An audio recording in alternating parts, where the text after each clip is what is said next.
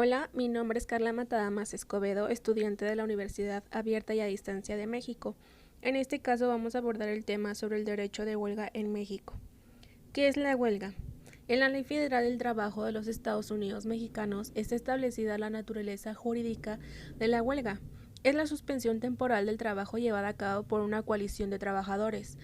Puede abarcar a una empresa o a una o varios de sus establecimientos. La suspensión del trabajo es el medio para lograr un fin último, que es mantener el equilibrio entre los sectores de producción y fuerza laboral, para que esta última se desenvuelva en un marco de libertad y de justicia, con un trabajo digno y realmente remunerado.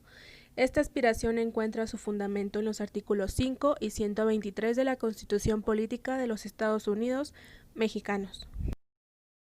¿Cuándo fue la primera huelga en México? Pues bien, el 4 de julio de 1582 se registra la primera huelga de México.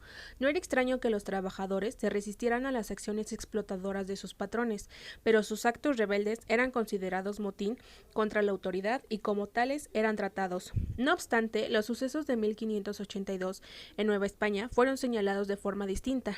No fue motín, huelga fue. Aquel día, el maestro de capilla, los canteros, el racionero y 8 ministreles que laboraban en la Catedral Metropolitana de la Ciudad de México acordaron suspender colectivamente sus labores y exigieron un aumento salarial. Su sueldo, consideraban, era demasiado bajo para el nivel y condición de su trabajo.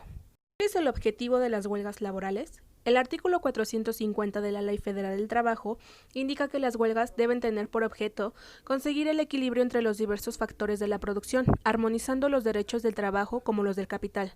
Exigir el cumplimiento del contrato colectivo de trabajo o del contrato ley en las empresas o establecimientos en que hubiese sido violado. Exigir el cumplimiento de las disposiciones legales sobre participación de utilidades. Obtener de los patrones la celebración del contrato ley y exigir su revisión al terminar el periodo de su vigencia, y exigir la revisión de los salarios contractuales. ¿Cómo es el procedimiento para iniciar una huelga? El artículo 920 de la Ley Federal del Trabajo indica que la huelga se iniciará mediante la presentación del pliego de peticiones, que deberá reunir los requisitos siguientes. Se dirigirá por escrito al patrón y en él se formularán las peticiones, anunciarán el propósito de ir a la huelga si no son satisfechas, expresarán concretamente el objeto de la misma y señalarán el día y hora en que se suspenderán las labores o el término de prehuelga.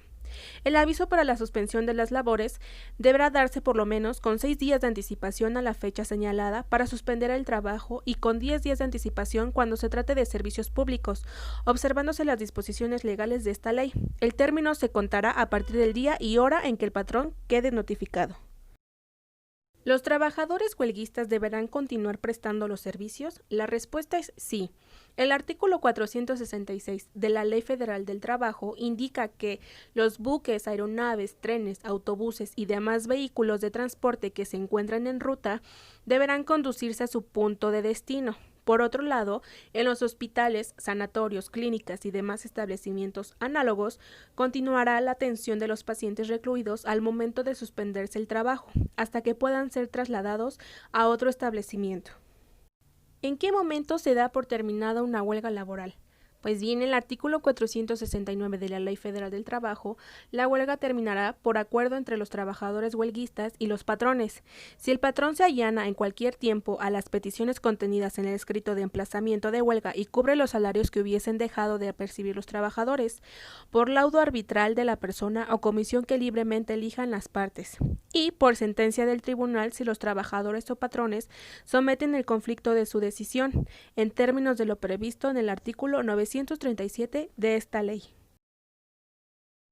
Guillermo Cabanellas decía que la abstención colectiva y concertada del trabajo por los trabajadores, sea por un grupo de ellos, por una asociación gremial, por la mayoría de quienes trabajan en una o varias empresas con abandono de los lugares de trabajo, con el objetivo de hacer presión sobre el patrono o empresario, a fin de obtener el reconocimiento de una pretensión de carácter profesional o con el propósito de preservar, modificar o crear nuevas condiciones laborales.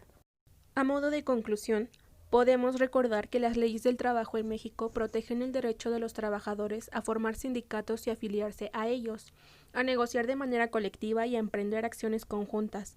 Así, las leyes del trabajo promueven las relaciones armoniosas entre trabajadores, sindicatos y patrones. Por mi parte es todo y muchísimas gracias por su atención.